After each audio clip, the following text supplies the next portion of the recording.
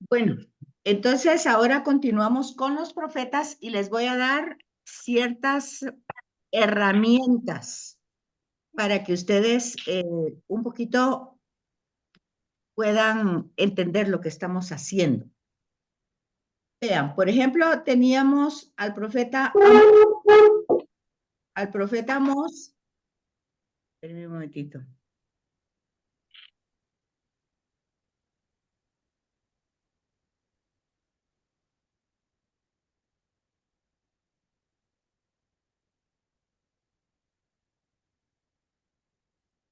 Ok, entonces, en su Biblia, ustedes tienen la introducción de cada uno de los profetas. Ahí tienen claramente quiénes son los destinatarios, el contexto histórico, la situación que está viviendo y su mensaje. Eso está ahí, eso solo es de sacar una línea de ahí de la introducción. Si ustedes no están utilizando el libro que tienen de apoyo en profetas para entender al profeta, bueno, pues entonces vayan a su Biblia, si no utilizan el libro, vayan a su Biblia y en los evangelios, desde el principio de los evangelios, buscan las concordancias. Dijimos en un momento que las concordancias eran las notas de pie de página, no de pie de páginas, del margen de la página o que están abajito del título que tiene el capítulo, y ahí están las concordancias de dónde se está utilizando el texto que está hablando en el Evangelio. Les voy a poner un ejemplo para que me puedan comprender. Veamos, por ejemplo, Amós en el Nuevo Testamento.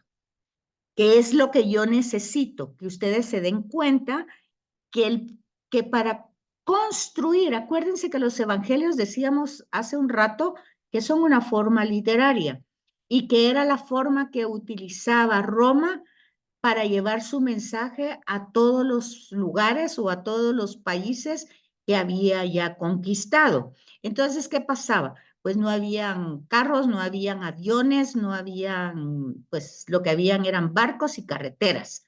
Entonces, si era por carretera, iba el mensajero a caballo hasta donde se cansaba el caballo y luego pasaba el mensaje. Entonces, ese mensaje era el evangelio, así se llamaba, en latín, evangelión, ¿verdad? Era el evangelio y era una buena noticia porque Roma le estaba, acuérdense que en Roma dice la paz de Roma, o sea, el emperador lo que quería era provocar la paz romana. Es interesante darse cuenta que el príncipe de la paz es Jesucristo y cómo es que se da la paz, ¿verdad? Pero evangelio viene de esa palabra y viene de esa cultura y de esa costumbre. O sea, la palabra evangelio no es una palabra religiosa, es una palabra que se toma de la cultura romana, del imperio romano, que lleva las buenas noticias a través del heraldo, o sea, a través del mensajero. Entonces, estos libros, los evangelios, también fueron transmisiones orales que se pusieron por escrito.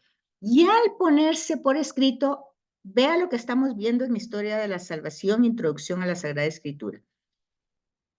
Todas esas acciones de Dios en la historia, todas esas profecías hechas por los profetas, todas esas figuras que fueron respondiéndole a Dios en una misión para establecer la salvación de la humanidad. Todas esas figuras, todas esas alianzas, todo ese trayectorio de la historia, entonces se coloca luego para elaborar, para construir el Nuevo Testamento, como con las citas del Antiguo Testamento se cumple lo que en el caso de Amós se había dicho en Jesús. Veamos el ejemplo. Entonces, esto está en su libro, pero si ustedes no lo leen, pues búsquenlo en las notas, en las concordancias que están a la orilla y luego se ayudan con las notas de pie de página.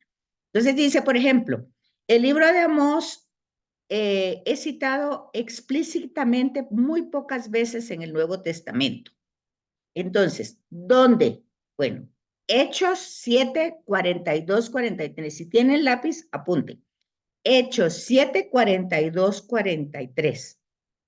Está utilizando Amós capítulo 5 del versículo 25 al 27. Ok, no está utilizando literalmente los tres versículos, 25, 26 y 27. Está sacando el extracto. ¿Y dónde lo está sacando? Pues con Esteban. Pero ahí ustedes se van dando cuenta qué es lo que está pasando en Miqueas, si tienen que ver el contexto. Resulta lo que hablamos anteriormente, que Dios se apartó de Israel porque le estaban dando culto al ejército del cielo, lo que hablamos anteriormente. En este caso, en Israel, están los asirios y estos le dan culto a los astros. Y entonces aquí viene el profeta Amós, que es el que trabajo que ustedes tenían que hacer, y dice, ¿acaso me ofreciste víctimas y sacrificios en el desierto durante 40 años, casa de Israel? Entonces transportasteis el tabernáculo de Moloc y las estrellas de vuestro dios Refam, las imágenes que forjasteis para adorarlas, pero yo os desterré más allá de Babilonia. Entonces, el texto de Amós es una crítica a los israelitas que se han vuelto idólatras con los dioses de los asirios y de los babilonios y le están dando culto. Entonces, el Señor se aparta de ellos. Y entonces Esteban actualiza eso. ¿Cómo lo actualiza?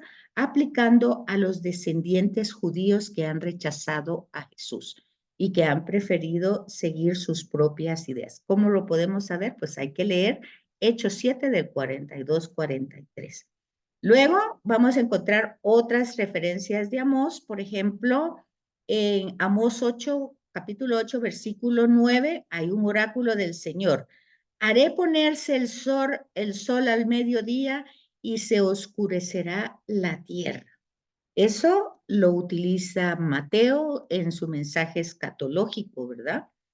Mateo 27, 45 y paralelos, porque también está en los otros sinópticos. También la parábola del rico Epulón y el pobre Lázaro de Lucas parece inspirarse en Amós 6, capítulo 6, versículo del 4 al 6. Y esto solo está en los sinópticos, en Lucas, no está en el Evangelio de Juan.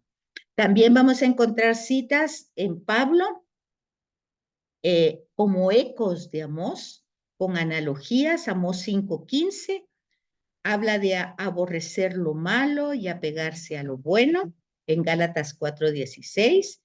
Y Amós 5:10 alude a la molestia que algunos reciben a los que hablan con sinceridad.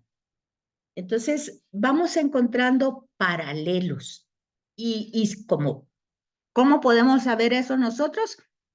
En la Biblia de estudio se encuentran las concordancias, ya sea al margen, le manda ese numerito, una cita bíblica, o a veces está el nombre, por ejemplo, el rico Epulón o el pobre Lázaro, y hay ciertas citas ahí del Antiguo Testamento. Entonces estamos viendo dos elementos importantes para ver cómo las lecturas del Antiguo Testamento tienen cumplimiento en el Nuevo Testamento, ya sea en la persona de Jesús, ya sea en sus parábolas, ya sea en su enseñanza, o también en la de las primeras comunidades, como Hechos de los Apóstoles y Pablo. ¿Van conmigo o no? ¿Me van comprendiendo? Tengo una pregunta, licenciada. A ver. Los paralelos serían como los que narran el mismo acontecimiento, que serían los evangelistas, ¿no? ¿Cómo? Espéreme, Como... espéreme, espéreme un momentito, espéreme un momentito. Ahorita lo voy a apagar porque hay otras voces y no le escucho a usted, pero ahorita abra su micrófono usted para que yo le pueda oír. A ver. Ok. Los paralelos, los textos paralelos serían como los evangelios sinópticos, o también podemos encontrar paralelos en el Antiguo Testamento. Los paralelos son los sinópticos, sí. Y las otras son las concordancias. No son paralelos. Paralelos es que cuentan la misma historia, puede ser de otra manera, no tan exacta, pero es el mismo tema. Pero concordancia es que concuerda con lo que está escrito en el Antiguo Testamento. Entonces, paralelos va con los sinópticos y aclara muchas veces que no está en el Evangelio de Juan, pero puede haber un paralelo en la carta en las cartas de Pablo, o en este caso en Esteban, cuando, por ejemplo, cuando Esteban es apedreado, ¿verdad? Por estar anunciando que Jesús está vivo y denunciando a los judíos que ellos lo mataron, pues entonces él dice eso, ¿verdad? Que ve el cielo abierto y los ángeles y todo eso. Ahí hay un paralelo con Amós, ¿verdad? Pero luego él hace un paralelo con Jesús. ¿Por qué? Porque dice, perdónalos porque no saben lo que hacen. Bueno, entonces ahí vamos viendo que se va complementando la formación del Evangelio, ¿verdad? Y hay una, Y, y una última, licenciada. Perdón, dígame, pero es que estos términos son nuevos para mí. ajá. Los bosquejos serían como de dónde toman la idea o la, en este caso, los bosquejos, ¿Qué o bosquejo? sería lo mismo. ¿Sí? ¿Bosquejo? ¿Ah? Sí, sí. Pero Los ¿cuál bosquejos, bosquejo? Es que no entiendo bosquejo. ¿Cómo así bosquejo? sí, algo así escuché, o parece que lo mencionó ahora, ¿no? Bosquejos, o en otras charlas, parece que ha como que Ah, ha no, dado ese que término.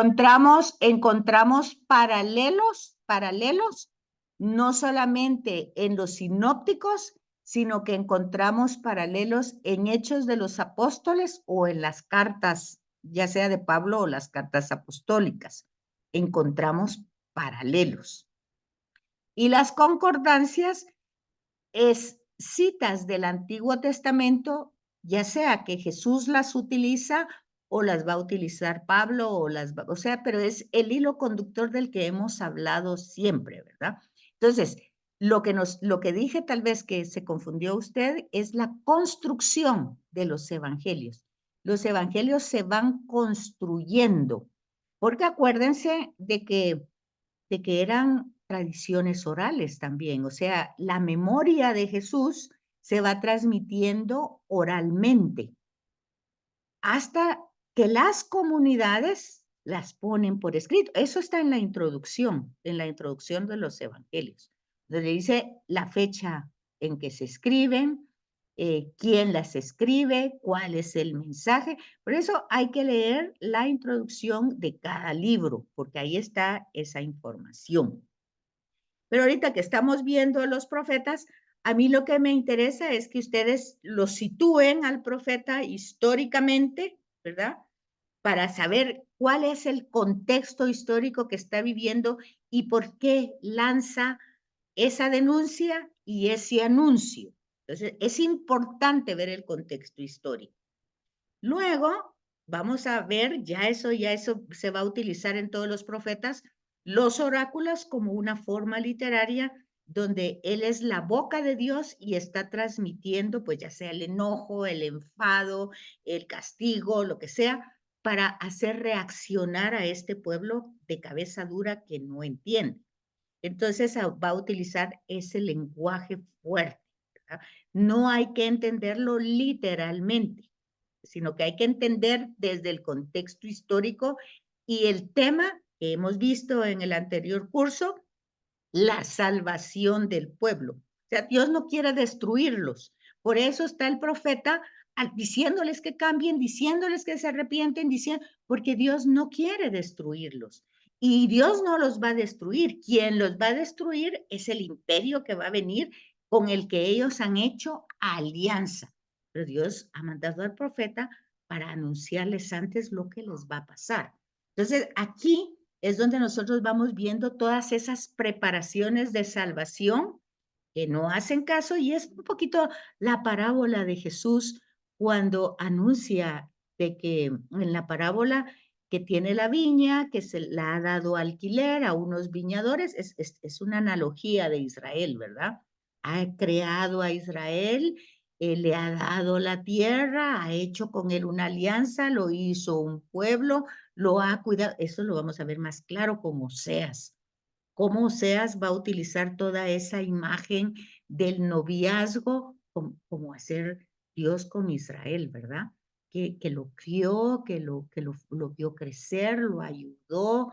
Bueno, y eso ahí es donde ustedes tienen esa expectativa que va dando el profeta y que después Jesús lo va a aplicar. En el caso de Oseas, pues la aplicación es mucho más clara, porque Jesús va a utilizar la imagen del matrimonio, la imagen del novio, y el tema de Oseas es todavía más fuerte porque ya hay una esperanza del Mesías en la teología de Oseas, que no está, y en la de Miqueas, que no está en Amós. ¿Cómo va progresivamente viendo eso? ¿Cómo va esta esperanza? Vean, por ejemplo, en Oseas, dice, la perspectiva de salvación del libro de Oseas adquiere en estos textos una connotación mesiánica.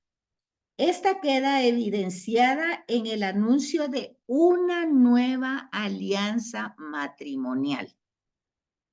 Entonces, fíjense que si vemos Juan, las bodas de Caná, si ustedes se dan cuenta, no se habla ahí del novio, se habla de una boda, pero no se habla del novio.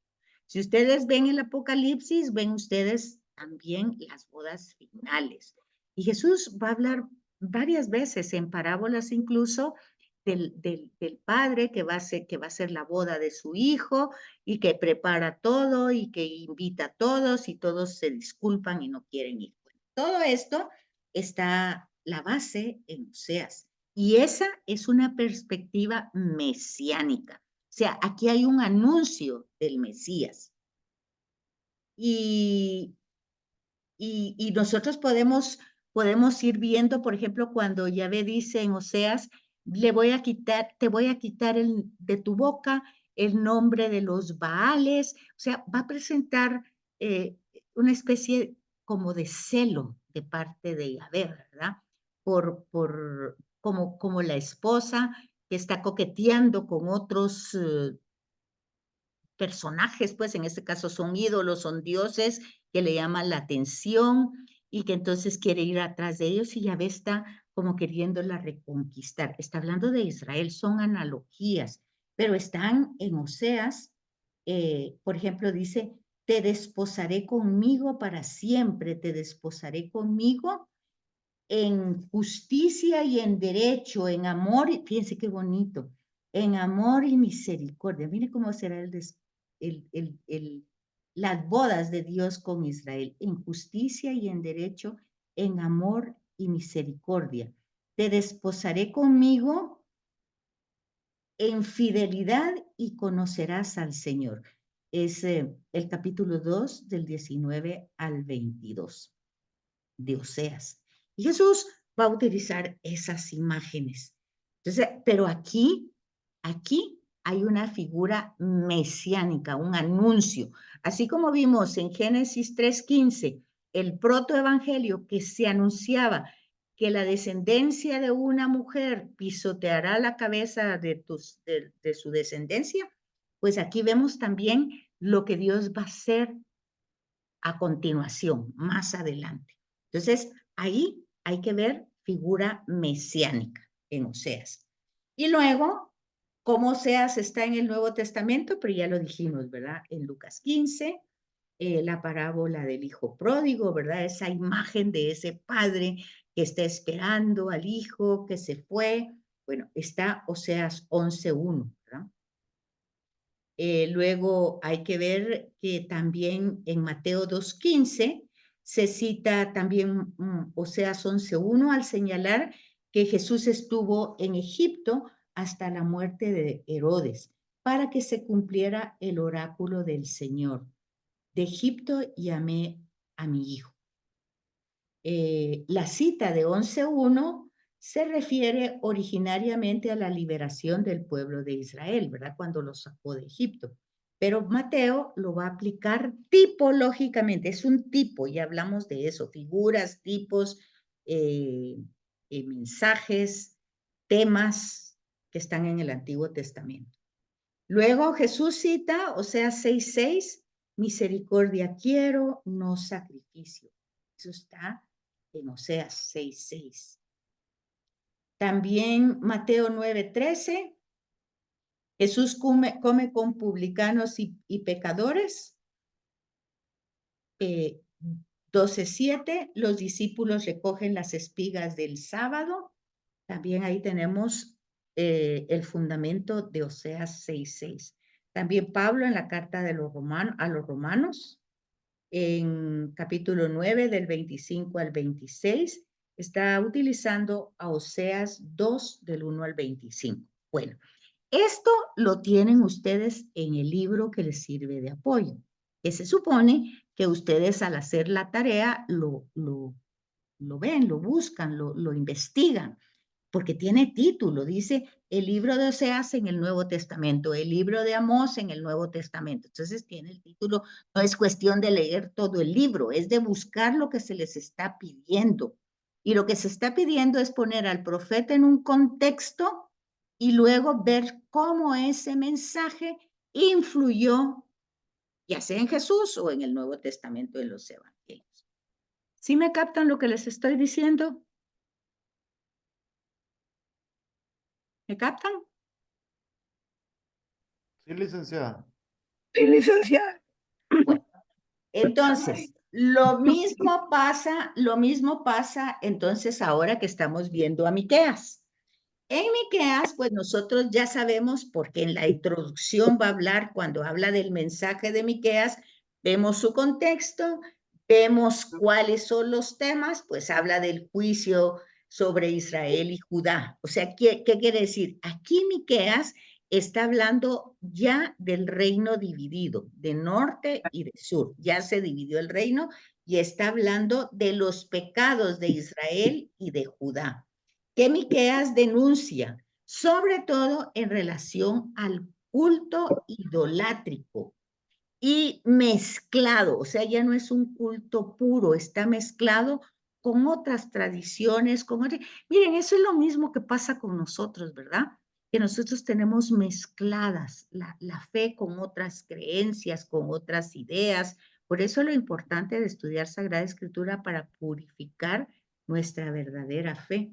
Entonces, esta es una denuncia que va también para nosotros. Nosotros no tenemos alianzas tal vez con imperios, pero a veces nosotros nos vendemos al jefe o por intereses, por cuántas cosas, ahí viene lo que dice Jesús, ¿verdad? Donde está tu tesoro, ahí está tu corazón. Entonces, muchas veces hacemos esas alianzas y estamos incluso, no, vamos a Dios a pedirnos que nos ayude para que funcione. También aquí en Miqueas hay una esperanza mesiánica. ¿Por qué?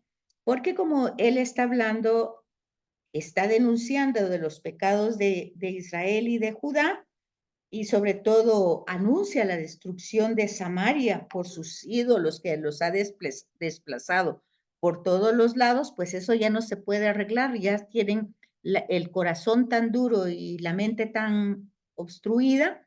Entonces, la esperanza mesiánica que anuncia Miqueas es que va en Belén de Éfrata, pero tú, Belén Éfrata, aunque tan pequeña entre los clanes de Judá, de ti saldrá el que ha de ser dominador de Israel. Sus orígenes son muy antiguos, de días remotos. Él estará firme y apacentará con la fuerza del Señor, con la majestad del nombre del Señor su Dios, y ellos podrán reposar, porque entonces Él será grande hasta los confines de la tierra. Eso está en Miqueas 5, capítulo 5, versículo 1. Y este es el principio de Mateo, ¿verdad? Capítulo 2. Entonces, toda esa generación. También se anuncia, ahí es el anuncio del Mesías, ¿verdad? Que van a ser de Belén. Por eso decimos que Jesús nació en Belén. Y así van a encontrar otras citas de Miqueas, la profecía que anuncia que el abandono por parte de Dios a las naciones duraría hasta que dé a luz la que ha de dar a luz. Entonces, la que dé a luz, la que ha de dar a luz. De la luz, la que va a dar a luz. O sea, está utilizando como un juego de palabras, ¿verdad? Van a ser de ella la luz cuando dé a luz, ¿verdad? Entonces, es también Miqueas, capítulo 5, del 2 al 4.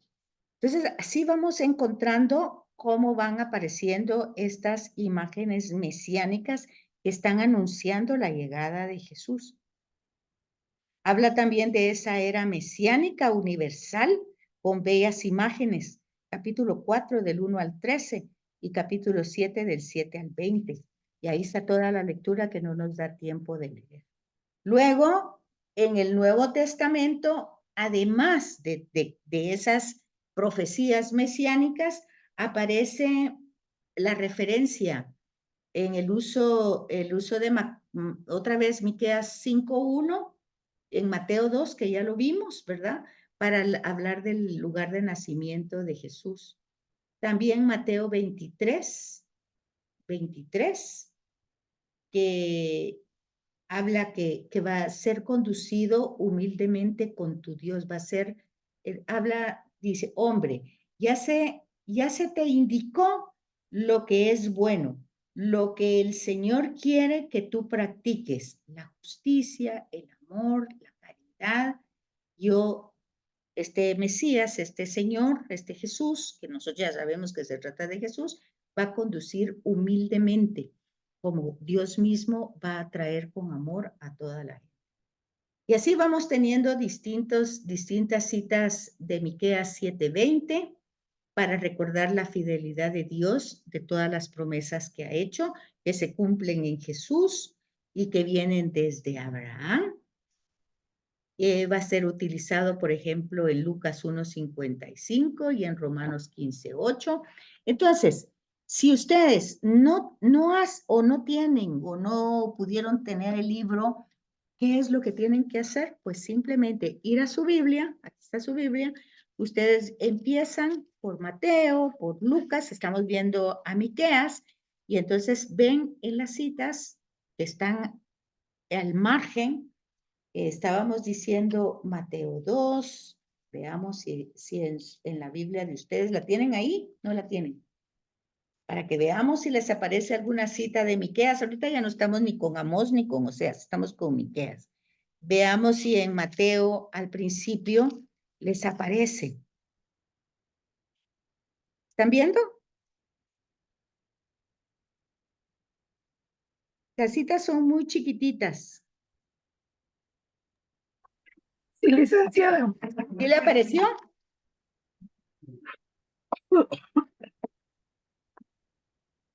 En la mía sí aparece, en la que les compartí, ahí están las citas. El número de cita es, disculpe. Espérenme que mis lentes ahorita, pero solo leo. Espérenme un momentito. A mí me Miqueas. aparece en Lucas 2, verso 6. Y tú, Belén, tierra de Judá, y a la Ahí par está. aparece Va, ya ven. Miqueas. Entonces, eso es lo que tienen que hacer. Si no tienen el libro, solo buscar en el paralelo o en la concordancia dónde está esa cita, y eso significa que Miqueas, que Amós, que Oseas, que lo que hemos visto están utilizados en el Nuevo Testamento como el cumplimiento de las profecías hechas por cada uno de estos personajes, que ya llevamos 3, que han anunciado al Mesías y que luego las comunidades cristianas, cuando escriben el Evangelio, pues ponen estas citas para que nosotros sepamos que es el cumplimiento del Antiguo Testamento en el Nuevo Testamento. O sea, lo anunciado, en la antigua alianza es llevado a la plenitud con Jesús. Doña Reina. No es Doña Reina. Acabo de encontrar otro. ¿Trabaja ahí? Doña San Reina. Mateo 6:2. Perdón que le quité el micrófono porque había bulla. Sí, Roberto. ¿Roberto era el que estaba hablando? Lo voy a poner en el chat. Ubaldo. No, Ubaldo, hable. Sí, San Mateo 6:2 aparece en Amós, ¿dónde lo dejé? Amós 4:5. Es otra una chaparra que está ahí. Pues eso es, si ustedes, eso lo tienen en el libro, lo tienen también en la introducción. Sobre todo, posiblemente de Miqueas, veamos, por ejemplo, en la Biblia, busquen Miqueas en su Biblia. ¿Ya lo encontraron? O sea, ya saben cómo es, ¿verdad? En la parte superior van viendo los profetas, van corriendo los libros y encuentran al profeta. ¿Ya lo encontraron? Ya, licenciado. Va. Entonces, vean ahí si en su Biblia de estudio, les aparece ¿qué citas tienen en el Antiguo Testamento?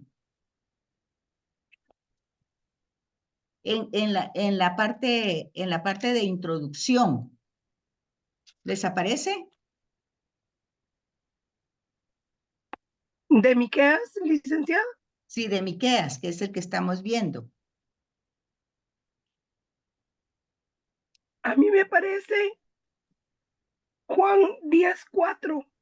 En Miqueas, ok, ¿ya vio? Entonces eso. Si ustedes ven en la parte de las notas de pie de página, van a encontrar muchas veces que, por ejemplo, aquí en Miqueas, en el capítulo 2, del 6 al 11, van a encontrar que hay paralelos con Oseas y con Amós. Y les da la cita 9:8 y 2:12.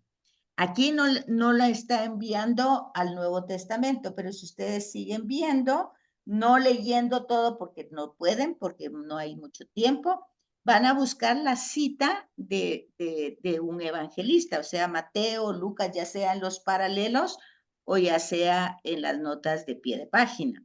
Entonces, si la encuentran, ya saben ustedes que entonces es que este relato está también utilizado ya sea por la primera comunidad, ya sea por Jesús o ya sea por Pablo, ¿verdad? Entonces, eso es para que no se hagan tanta bola con el trabajo de ver el profeta, ver la introducción, ponerlo en contexto y luego hacer el pequeño, es media hojita, solo tienen que poner el contexto del que está, el mensaje que se realiza y la utilización que tiene en el Nuevo Testamento.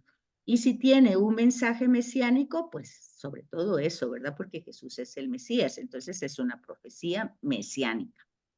Bueno, eso es en relación a profetas. ¿Dudas, preguntas?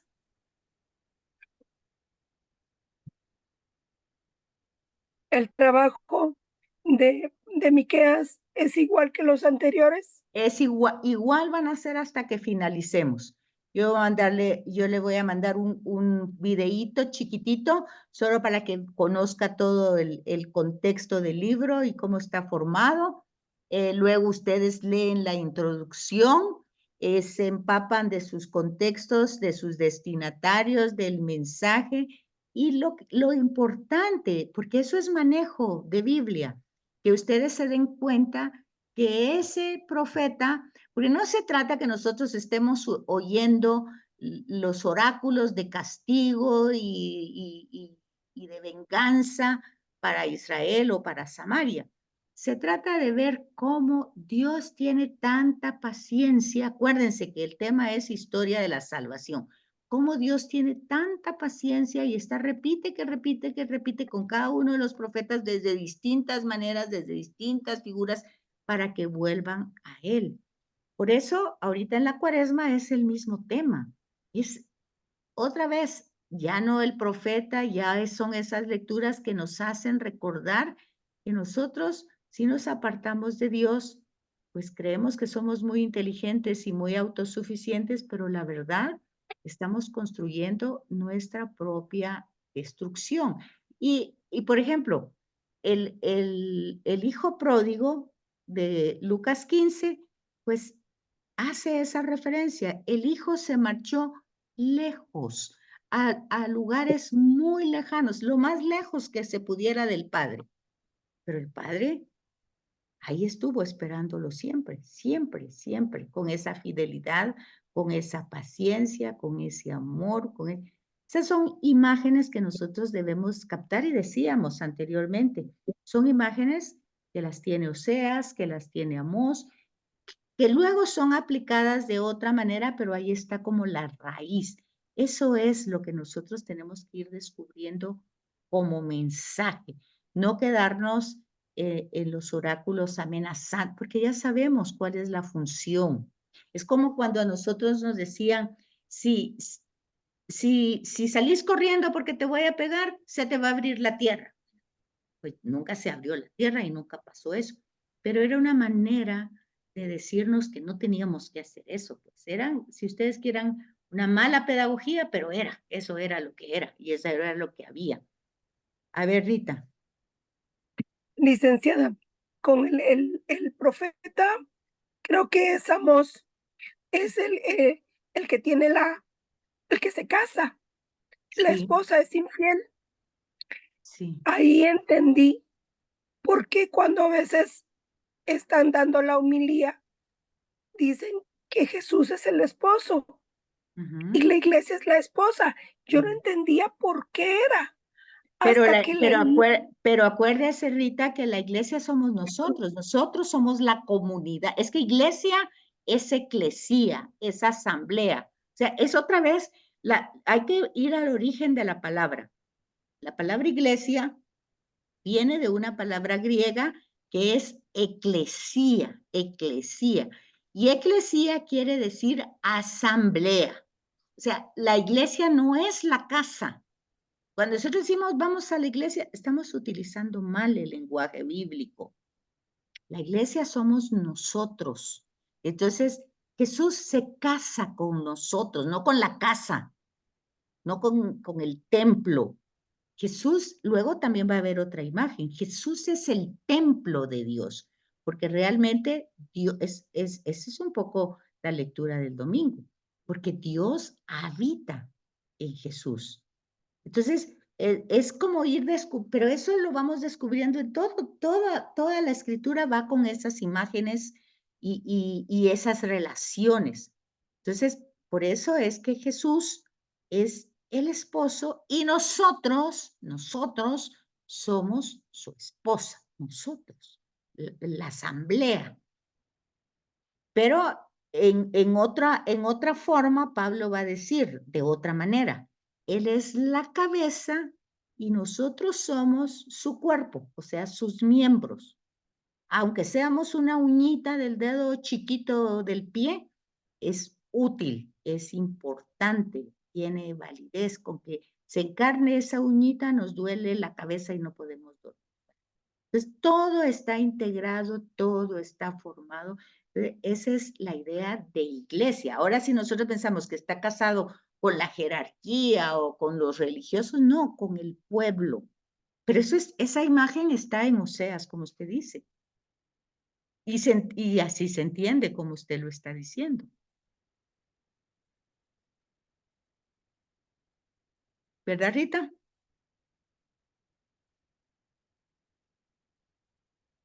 Se le fue la Sí, voz. licenciada, gracias. Bueno, Simplemente. ya los dejo porque si no llegan tarde con el padre Porfirio. Buenas noches. Buenas noches, que descansen. Buenas noches. Noche, Lita. Buenas noches.